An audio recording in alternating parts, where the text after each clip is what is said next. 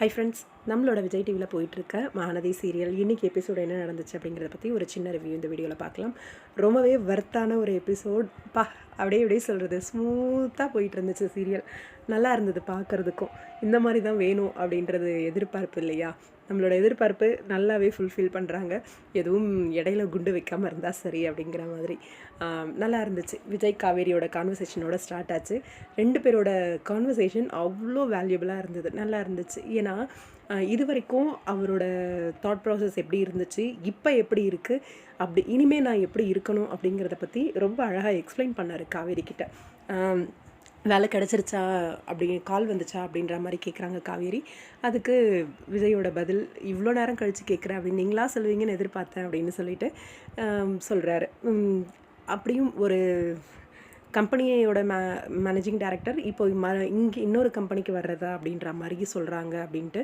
அதை தான் நானும் சொல்கிறேன், நம்ம பிஸ்னஸ் பண்ணலாம் அப்படின்னு சொல்லி காவேரி.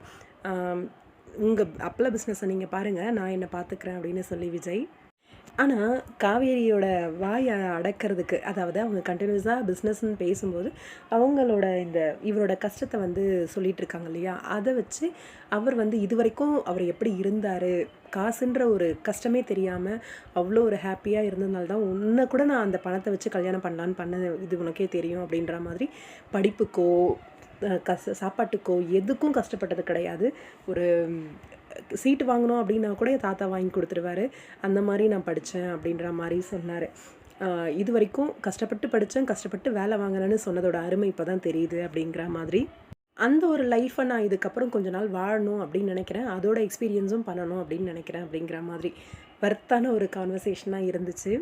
காவேரிக்கு அந்த சந்தோஷம் ஃபேஸில் நல்லா தெரிஞ்சது. சடனாக குமரனோட என்ட்ரி, இன்னாமா உன் அக்கா இப்படி இருக்கிறா, நின்னா குத்தம், உட்காந்தா குத்தம், போனால் குத்தம், வந்தா குத்தம்னு சொல்லி அப்படின்ட்டு.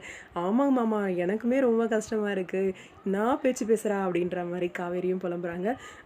இங்கே காவேரியும் அப்படி தானா, உனக்கு சப்போர்ட்டிவாக இருக்காளா அப்படின்ற மாதிரி கேட்கவும், அவளா என்னை பிச்சு பெறான்றா அப்படின்னு சொல்லிட்டு. அது விஜய் ஆக்சுவலாக குமரனோட மனசு ஆறுதலுக்காக சொன்ன விஷயந்தான். ஆனால் தெரியும், ஏன்னா அவர் சொன்ன உடனே குமரனோட மனசு, அப்பா நான் நிவீனையும் விஜயும் கம்பேர் பண்ணும்போது நம்ம எவ்வளோ தேவையில்லை அப்படின்னு மைண்ட் வாய்ஸ் சொல்லிட்டு போகிறாரு. அது தெரியாமல் காவேரி, என்னையா போகிறான்னு சொன்னேன் அப்படின்னு சொல்லி கையை நல்லா பிடிச்சி கடிச்சு விட்டுடுறாங்க. சமாதானப்படுத்த முயற்சி பண்ணுறாரு, ஆனால் வேலைக்காகலை, கடிச்சு விட்டுட்டாங்க. இன்னொரு பக்கம் தாத்தா பாட்டி 2 பேரும் வராங்க.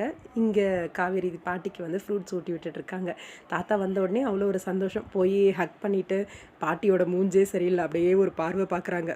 எப்பயுமே ஸ்பெஷல் தான் தாத்தா, காவேரி அண்ட் விஜய் தாத்தா அப்படின்னு அவங்களோட காம்போலாம் அடி தூளாக இருக்கும். பாட்டி எப்பயும் போல் வாயை விடுறதுலாம் இருந்துட்டு தான் இருந்துச்சு. வளகாப்பு 5ஆம் மாதம் பண்ணணும் அப்படின்ட்டு 7ஆம் மாதம் 9ஆம் மாதம் தான் பண்ணுவோம் அப்படின்ற மாதிரி சொல்கிறாங்க. இல்லை எங்கள் முறை மாப்பிள்ளை வீட்டில் இருப்பாங்க, பொண்ணு வீட்டுக்கு சொல்லிவிட்டு கூட்டிகிட்டு போகிற மாதிரி இருக்கும். இங்கே அதுக்கெலாம் வாய்ப்பே இல்லை அப்படின்ற மாதிரி குத்தி காட்டுற மாதிரி பேசுகிறாங்க. விஜய், வாங்க பாட்டி உங்ககிட்ட தனியாக பேசணும்னு கூட்டிகிட்டு போய் அங்கே பேசிகிட்டு இருக்காரு. பிரிச்சுட்டால அப்படின்ற மாதிரி பாட்டி சொல்லவும், இப்போவும் நீங்கள் அவளை தப்பாக தான் புரிஞ்சிட்ருக்கீங்க, ஒரு நாள் மாறும் பாட்டி அப்படின்னு சொல்லி பாட்டிக்கு கோவம் வந்துடுது. வேக வேகமாக காரில் போய் உட்காந்துக்கிறாங்க. கிளம்பவும் செஞ்சிடுறாங்க. ரொம்ப அழகான சூப்பரான ஒரு எபிசோட். நாளைக்கு வளகாப்பை பற்றின பேச்சு இன்றைக்கி ப்ரீ கேப்லேயே காமிச்சாங்க, பார்த்துருப்பீங்கன்னு நினைக்கிறேன்.